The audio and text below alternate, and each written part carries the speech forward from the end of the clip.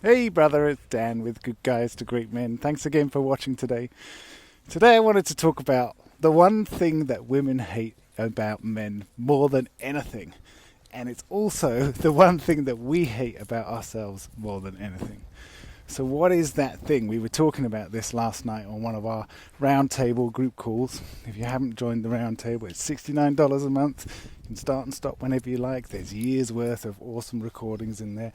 Steve and I run 3 live calls every month, so we'd love to have you in there, do a bit of coaching with you, get you involved in a community of men working on bettering themselves, improving their lives, creating the future that they want. So, indecision. Indecision essentially is the one thing that women hate the most. Why? Well, because it's a lack of strength, right? It's a lack of conviction. It's a lack of values and standards and knowing who you are, knowing what's important to you. It's a lack of confidence. So oftentimes when I'm talking to guys, coaching guys, we will drill right down into an area of life where there is some indecision for him. We'll drill down into a reaction that's just happened in interaction, in a conversation. And we'll get right down to the nitty-gritty of why. Why are you not sure about the decision you want to make? Most of the time, it's because we're trying to find the right answer, the correct answer. We're trying not to do the wrong thing. We're trying not to make a mistake. Ultimately, we don't want to look weak. And of course, what really happens is we end up looking weak because we can't make a decision, because we can't set a direction. We're indecisive, not sure, don't know which way to direct us. And what's the worst thing that can happen here? The worst thing that can happen is she says, I don't like the direction that you're setting. And then what happens? Well, then you just get to make another decision, right? You just get to choose a different direction. That's all it is. It's like, are you sure? Are you sure this is the way we need to go? I mean, how many of us get asked that question every day driving around in a car? Are you sure this is the way you want to go? At work, are you sure this is the right decision you want to make? Are you sure? And most of the time, we're not 100% sure. It's very rare in life that we actually have 100% of the data to be able to make a decision which has no risk whatsoever. But so many of the relationships that guys are in that are struggling, they're struggling because there's a lack of trust. And there's a lack of trust because we don't have conviction. We're not clear. We're not sure about making decisions and setting a direction. We don't know what we want. We're not clear. We're not clear who we are. We're not clear what direction we want to go in. And we're kind of waiting for somebody else to take the risk for us. And so, of course, trust is directly linked to risk. If you're willing to take a risk, you can build trust.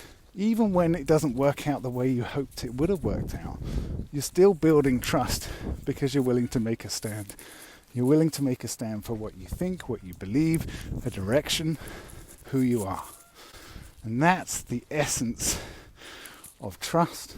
That's the essence of attraction. That's the essence of connection. All that good stuff is right there underneath indecision. So find a direction, make a choice, make a decision. You'll feel more confident in yourself, even if things go not the way you think they would. The biggest, most impactful kind of indecision that we can have as a man is indecision about matters of the heart, right? About who we love, about our relationship, our marriage. So what does this look like? Indecision in a relationship looks like, I'm not sure whether I'm 2 feet in. I like looking at other women, I like looking at porn, I like spending my time fantasizing about alternatives. Right? That's what indecision looks like. And we think, she doesn't know that I'm slightly indecisive about the relationship. Guarantee you she knows. She can feel it. It's there.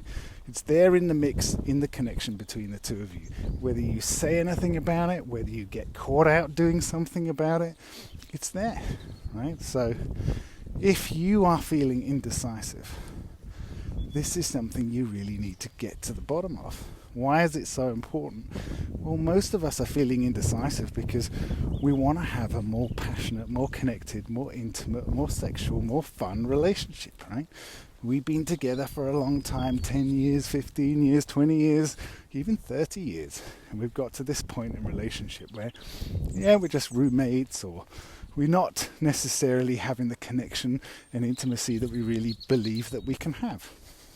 There's still a good sense of love and companionship there, but we want more.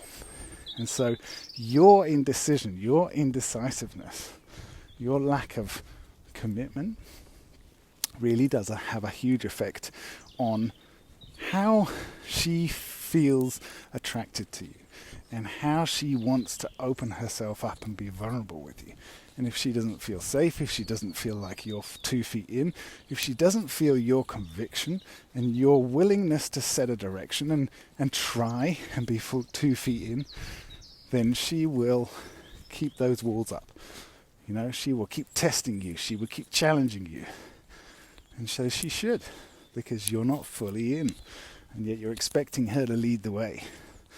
And that what she really wants, though she can't ask you for it, is for you to lead the way. Is for you to set the direction. Is for you to start by being 2 feet in. You know, we talk about leading the relationship and men being leaders, and this is what we do with our coaching, is create leaders. Well, leaders don't try. Leaders commit. You know, they commit. They have a vision. They set a direction and they start heading in that direction.